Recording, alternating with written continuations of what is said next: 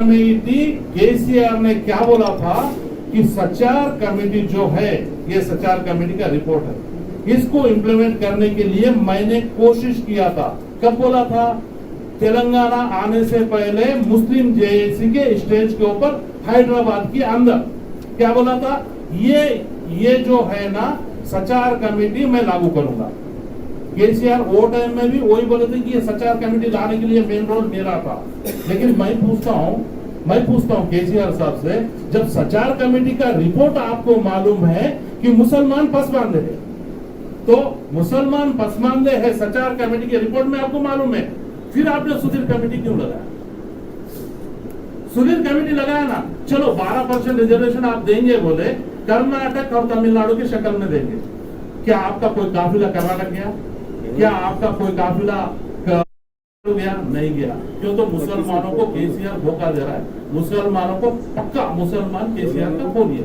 First जब 2009 के election के अंदर वाईएस राजशेखर रेड्डी जी के पीरियड में जब इन्होंने इलेक्शन लड़ा, तो आप याद रखो सब लोग कि केसीआर के अंदर के कपड़े क्या है।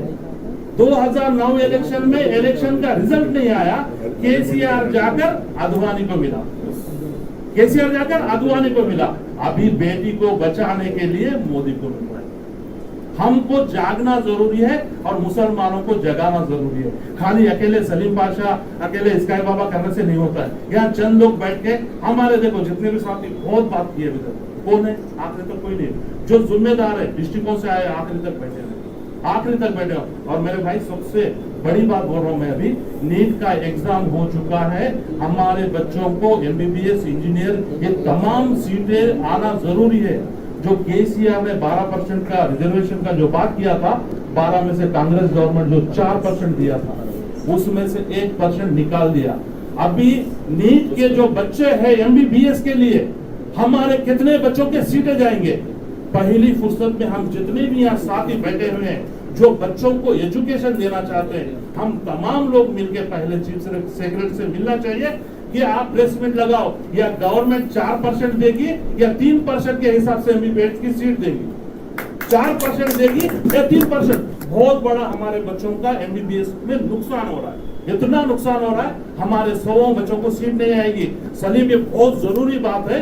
ये 2-3 दिन के अंदर जो भी जिम्मेदार है, कांग्रेस के, बीएसपी के, टीआरएस के, बीजेपी, तमाम लोग मुसलमान जाके चीफ सेक्रेटरी को पूछना चाहिए कि आप इस बार आप नीट में 4% के हिसाब से हमारे बच्चों को रिजर्वेशन देंगे या 3% के हिसाब से देंगे। ये आप प्रेस मीट लगाओ और प्रेस मीट में बोलो कि सच्चाई क्या है।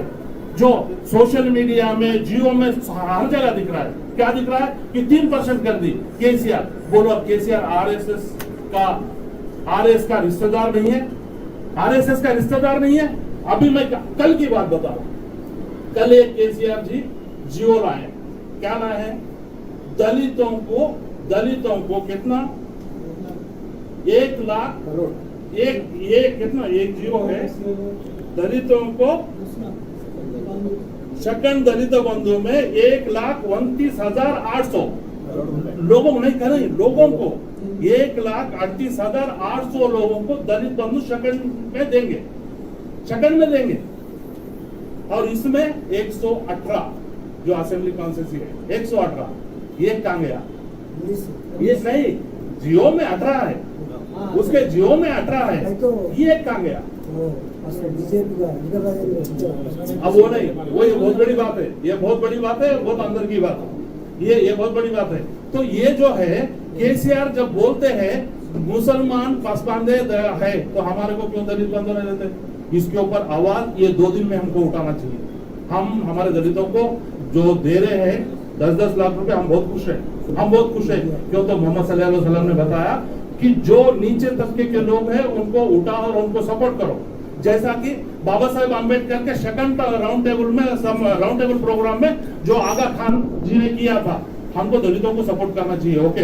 लेकिन ये जो है मुसलमान को क्यों नहीं दे रहे?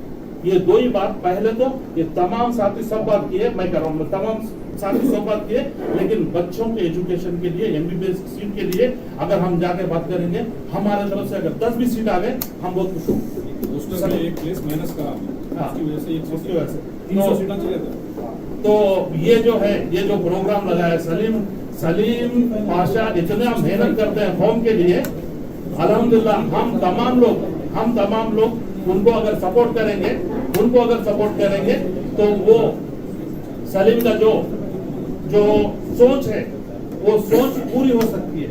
और मैं तो बोलता हूं कि सलीम साहब 10 सीट नहीं, हमें 15 सीट चाहिए, वो 10 को 15 करो। क्यों? तो सचार कमेटी क्या कहती है, हर तरीके से, मतलब हर, जैसा एजुकेशन में, पॉलिटिक्स में, हर इसमें कम से कम 10% रिजर्वेशन देना चाहिए, कम से कम 10 चाहिए। तो हम अभी 14% है, मगर 14 से बढ़ गए हम लोग, तो हमको कम से कम 15 सीट चाहिए। 15 में 10 तो देंगे, कांग्रेस वाले 10 देंगे, बीजेपी वाले 10 देंगे, कोई 10 देंगे तो कम से कम हमारे 5 भाई तो असेंबली में बैठेंगे। ओल्ड सिटी छोड़कर, ओल्ड सिटी की बात नहीं कर रहा हूं मैं, डिस्ट्रिक्टों की बात कर रहा हूँ। ओल्ड सिटी में जो भी जाएंगे वो डमी कैंडिडेट रहेंगे। तो ये जो मेरे को मौका दिया गया, इसके लिए बहुत बहुत